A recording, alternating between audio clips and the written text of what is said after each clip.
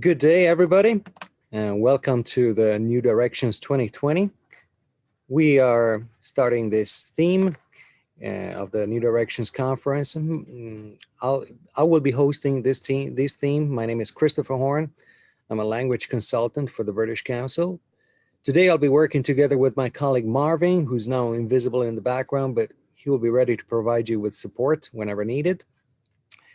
And the title of the whole theme is Impact and Consequences of Technology.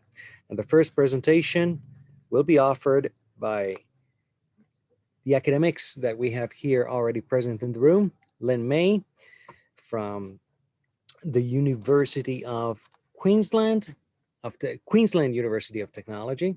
Fumio Nakatsuhara, who's a reader in language assessment at the Center for Research in English Language Learning and Assessment at the University of Bedfordshire. And Edith Wilcock-Victere, I think. I don't see her here now, but she should come soon, who's a subject coordinator and senior lecturer at Oxford Brookes University. Sorry, I'm afraid you're reading maybe the different bio set. It's okay. It's Nahal Khabazbashi, the third speaker. I received this, in fact. I was actually wondering myself. But Lynn May and Fumio, yes, that's correct. Nahal is the third one. Okay. Sure. Yeah, because we have another presentation after this. Yeah, probably there was a bit of confusion with the emails. Anyway, thanks for the correction. So the presentation will be about academic speaking in a digital age. What does the emerging construct look like? And without further ado, I'll let the three presenters take the table. Please go ahead. Thank you, Chris. Okay, so thank you so much for everyone attending our work in progress presentation. This is a collaborative study between a UK and Australian university. So Nahal and I are joining from England and Lynn is joining from Brisbane. This research is funded and supported by the IELTS partners, and it is quite relevant to what we are doing now, speaking in online synchronous academic communication settings. Okay, a bit of background first. Recent technology developments in video conferencing and the current global pandemic have made video chat interaction more widespread than ever before. And we can say that video chat is one of the main channels of remote communication in education settings. Isbell and Kremer have recently reviewed 7 at-home proficiency tests, including IELTS Indicator and TOEFL IBT, that are used for university admission purposes. Needless to say, academic speaking skills are essential for overseas students to perform effectively. The question that we need to consider now is the extent to which these tests reflect online academic speaking construct. But before that, we first need to know what the online academic speaking construct looks like.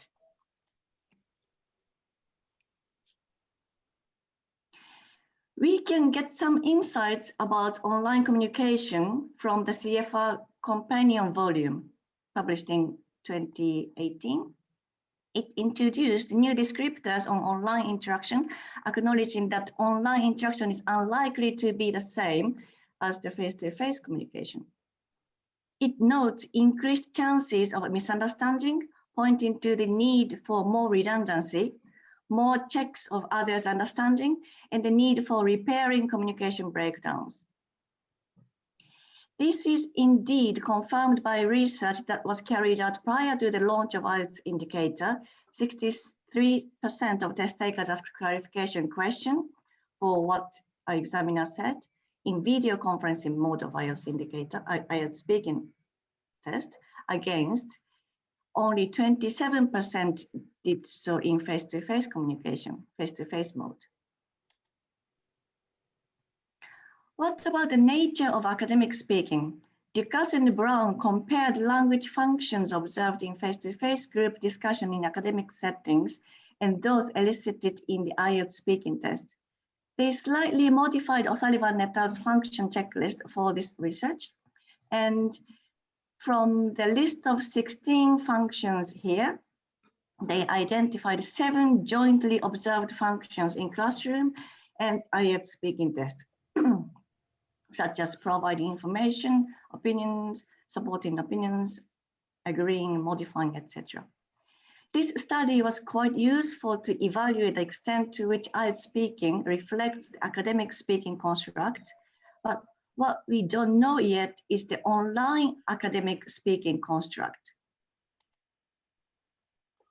Okay, so in this research, we're investigating the language functions and skills required for speaking in technology-mediated academic environments and how they compare with those elicited under video conferencing condition, and how teachers and students perceive effective speaking in digital communication within academic environments. In this presentation, we focus only on the first and third questions. The data collection was carried out in the UK and Australia.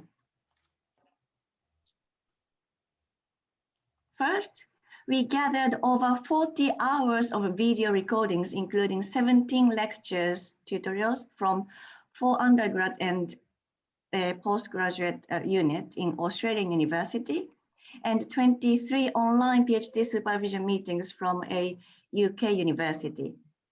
We then carried out online survey and semi-structured interviews with 8 teachers, supervisors, and 13 students about effective speaking in technology-mediated communication.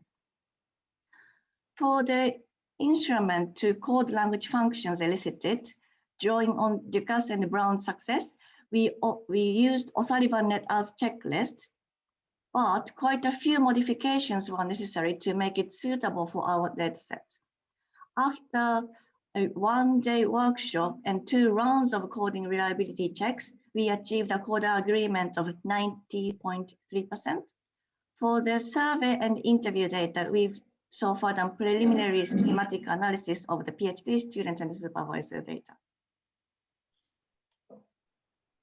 Okay, this is a summary of the function checklist that we've developed based on O'Sullivan et al.'s list, which originally consisted 3 macro categories: informational, interactional, and managing interaction functions. In making it suitable to digital academic setting communication, 2 main changes were made in this study.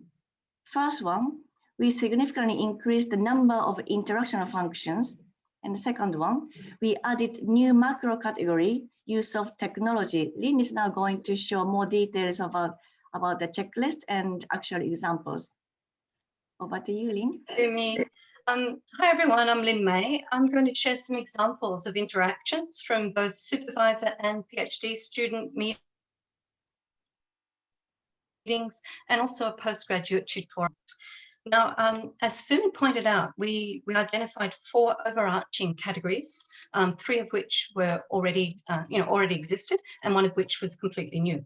So in this first sort of overarching category of informational functions, you can see in red the sort of functions that we added there. So they included things like providing academic content and input.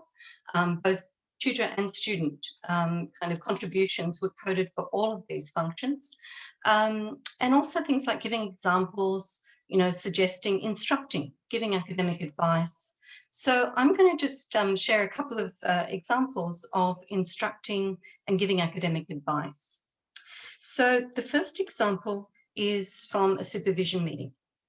And we can see that the supervisor suggests changes to the structure of the student's literature review. So this sort of interaction includes the supervisor giving suggestions, the student responding to, and also clarifying the advice that they're given by their supervisor. And I think it's really important to note that this is done through asking questions. So it's the student who's initiating the questions around this advice. Now, the second example is in the context of a tutorial. So again, a student initiates, and this time it's a student who's asking a tutor for advice on the focus of a section of their assignment. And this is the implications section of their assignment. So you can see again, the student initiates through a question and the tutor responds with quite a lengthy monologue to clarify, you know, what's required there. Gives some quite, I think, pointed advice. So from both of these examples, as I said, it's important to kind of recognize that the student sort of uses questions to sort of in these interactions. Okay, the next category, the next overarching category is interactional functions. Now, the additional features there, as Fumi mentioned, we found quite a few sort of additional functions, and they included things like challenging, qualifying your own contribution in response to a challenge, evaluating others' written and spoken contributions, asking for elaboration, justification, and the one that I'm going to give you some examples from is building rapport. So sort of what was interesting about this is that it often included laughter, you know, humor and laughter. So there's two examples here. The first example is from a supervision meeting where a supervisor and her student are discussing, you know, how to write up some of the notes that the student collected for her data. And as the supervisor suggests, you know, the longest ones might work best, and they both are. The second example is from a postgraduate tutorial, and we have the rather interesting situation where a tutor is sitting inside a building and finds out that a student is standing outside the building, okay, to actually engage in this tutorial. So yeah, you know, this is characterized by laughter. You know, the tutor, the student engaged, and all the tutorial are aware that this definitely is humorous and building rapport. Okay, the third overarching category was managing interaction. And what we added to this category was initiating a new activity, inviting others to talk and engage in content, and closing a sequence. So let's have a look at a couple of examples here, or actually one example.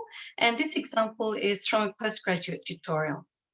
So a student has shared, student one has shared her findings from a literature review that was part of her assignment. And in response, the tutor kind of responds, sort of, you know, praises in a sense, you know, what this student has actually contributed. And then, very importantly, the tutor invites other students to engage in content. And that's through the highlighted text, where the tutor says, anyone else, any findings from your literature review? And we can see student 2 immediately jumps in with, I'm really excited about what I found on genre pedagogy. And off she goes. So, you know, this is an example from a tutorial of inviting others to talk and that kind of response there. All right, the fourth category was actually new. The whole category was new. And this was around the use of technology. So this included sharing a screen, resolving a technical issue, commenting on online status, and using multimedia. I'm just going to share 3 examples on resolving a technical issue. So the first example is around screen sharing between a supervisor and a student, and just sort of being able to see the document clearly. So you can see how they interact in order to achieve that. The next example is from a postgraduate tutorial where there's feedback coming from one of the students' mics. So the tutor sort of indicates this, asks everyone to mute their mics, and then indicates by, yep, brilliant, okay, now it's clear that this sort of problem has been resolved. The final example perhaps doesn't get successfully resolved within this interaction, but we find that a student accidentally shares her screen during a tutorial, and the tutor doesn't seem to know how to wrest back control of that screen. So yes, that's sort of an interesting example there. Okay, I'm now going to pass on to Nahal, who is going to talk about preliminary findings from interviews with supervisors and postgraduates. Yeah, thank you so much. So let's talk to you a little bit about our analysis of the video and audio data from the supervisions and tutorials, and I'll tell you a little bit about our preliminary findings from our interviews from the UK institution. So when asked to characterize online speaking, when we talk to our postgraduates, the participants referred to a tendency for monologues, and they talked about a greater length of turn. They compared the online speaking to speaking face-to-face, and how much in face-to-face things are a lot more fluid with more rapid turn taking. And in fact, turn taking challenges came up quite a few times in the data as a challenge in online settings, and how it is much more difficult to know or to predict when TRPs or transition relevant points are. And as such, individuals found themselves self-monitoring and self-regulating a lot more so that they wouldn't overlap or interrupt each other, and to make sure that there are not too many overlapping turns, particularly in group discussions. Students also talked about the challenges of establishing rapport and building relationships with their supervisors, particularly in the first months of their studies. So one student said there's a lot more chit chat when they're face to face, but there are more awkward silences and more interruptions when communicating online. They also talked about difficulties in listening and in mishearing sometimes the other party, which to them could potentially lead to communication breakdown. So they thought there was a need for more repetition and for more negotiation of meaning. On the other hand, participants commented on how online supervisions actually allowed them to be more focused and more effective in staying on task, where they had a list of points to go through, and that provided quite a clear structure for their online meetings. And something that our respondents viewed quite positively was the chance to share documents, to go through the same documents online together and to edit it together. They saw this sort of collaboration with their supervisors as providing different learning opportunities for them. They also liked recordings as resources that they could go back to, and removing the need to frantically take notes or to keep too many things in memory. And in general, the flexibility offered by technology in allowing them, for example, to work from home was viewed quite positively. Technical issues, however, was a recurrent problem which posed challenges for the online interaction. And lastly, some of the participants commented on how their learning style was not necessarily catered for in the online environment. So here we've got a quote from a student saying they understand best through discussion in short turns, neither of which particularly work in a video conference format.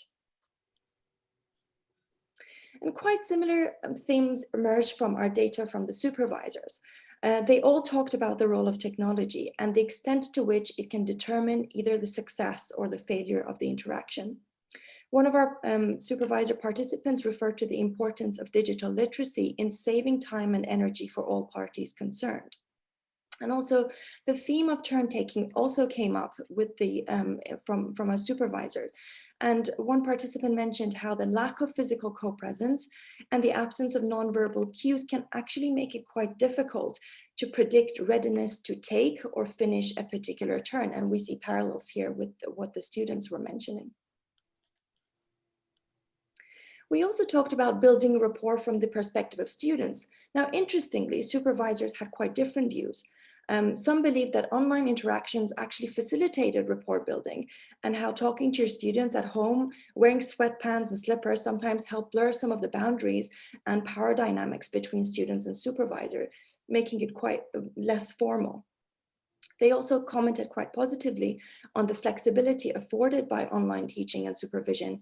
And similar to students, they viewed sharing documents and collaborating online as quite useful learning opportunities.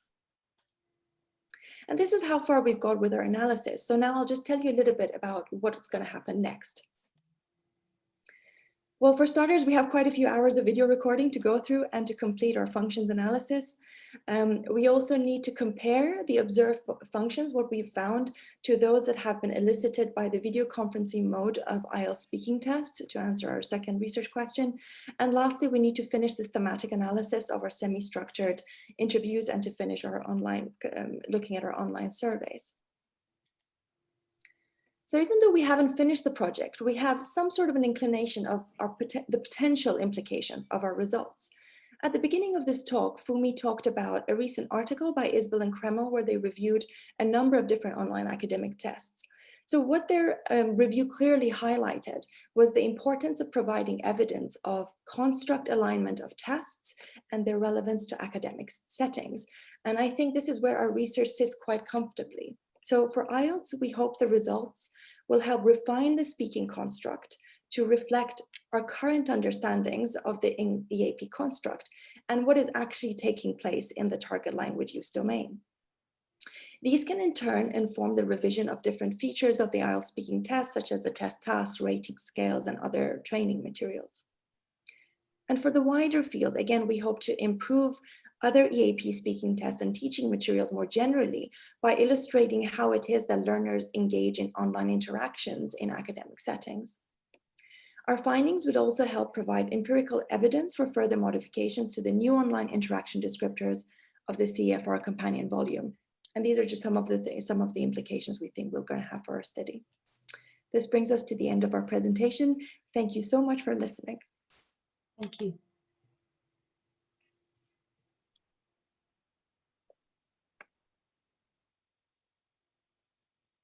Okay. Okay. So we have the first thank yous and the first questions that are just popping into the chat line. I will read you the first question. It comes from Meena Patel. I'm not sure I'm pronouncing the name correctly, but the question is, I know this doesn't come within the remit of this study, but I would be interested in finding out how many of the turn-taking challenges are to do with possible lack of confidence and VC interaction etiquette.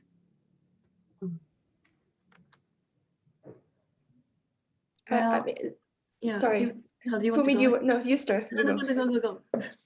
That's a great example. Yeah, it's a great example, which is, hi Meena, by the way.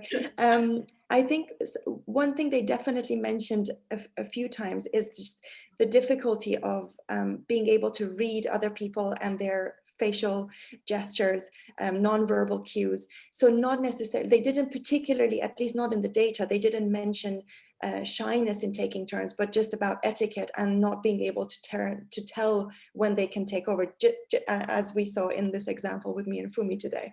But it could be because we only had a few participants. So. Yes, and what we found in this data, but also in online communication in general, is like it is really important to make it clear who's going to take the next turn. So if I'm talking now and if I'd like Lynn to talk next, I would actually name Lynn's name so that we can sort of take turns in a smoother way. Otherwise, again, we don't know when to chip in. Okay. Then the next question has been asked by, again, apologies for the mispronunciation if there is any, Nikako Nishikawa, who's just asking whether the IELTS paper-based speaking test tasks are the same as the online test. Okay, so I would say yes, because prior to the launch of this IELTS Indicator test, or actually anyway, the online version of IELTS Speaking, we conducted three-phased research in the UK, China, in 3 countries in Latin America, and we made sure that the construct measured is comparable to the face-to-face version of IELTS Speaking. Having said that, as we showed in the beginning of the presentation, we found some functions elicited more in video conferencing. That was clarification request. So we would say that there are some differences attributing to online communication that IELTS needs to address, but in theory, it is the same, and the score was comparable. Language functions elicited between the 2 modes were comparable. But we needed to add a few different scripts for examiners. For example, we needed to do the microphone check and that sort of thing. So we added different preambles, like can you see the screen clear, or can you hear me clearly? So that sort of interactions are different.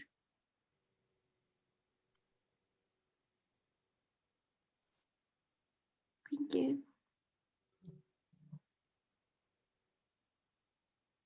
I see a very long question by Jamie. Yeah, I have another question from Luke Harding. And the question is, with larger groups, it sometimes seems easier to manage turn taking. In Teams, which we often use, there's a raise hand function. And I wonder, he says, if the problem for smaller groups is that more formal turn-taking tools like raise hand seem overly formal.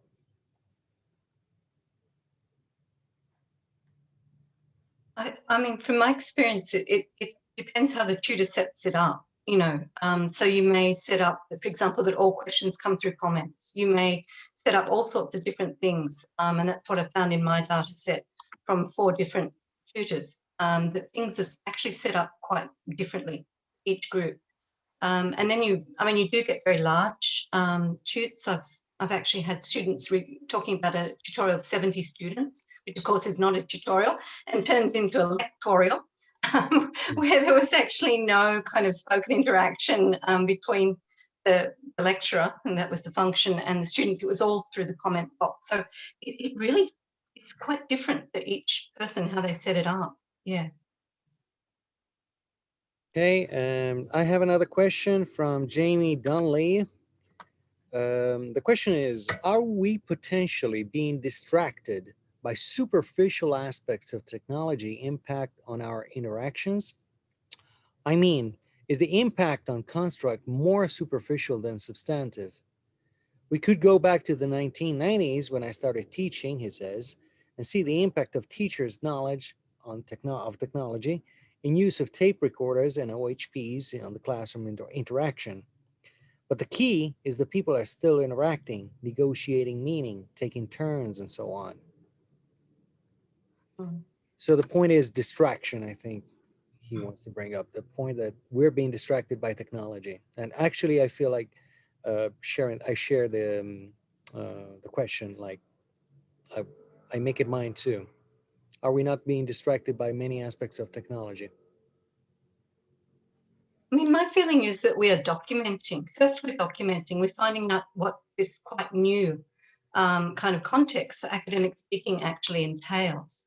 And to me, that's not a distraction. That's simply finding out, you know, what is happening out there. I guess then the next thing is to, you know, to decide what's at the heart of the academic speaking construct. Is it different? Is turn taking different?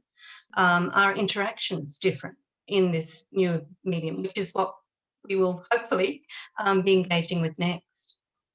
Or for example, we saw from the data, sorry, I didn't take my turn from, we saw from the data that students talked about a tendency for more monologues, and we do see that in online interactions. So what you might see is you would interact using multimedia. So you might text more in the text in the chat box while you're also listening. So you see slightly different representations of the construct, if you say. So we're not necessarily saying the construct isn't changing fundamentally, just that there you see slightly different variations of it, and that's what we're documenting, as Lynn said.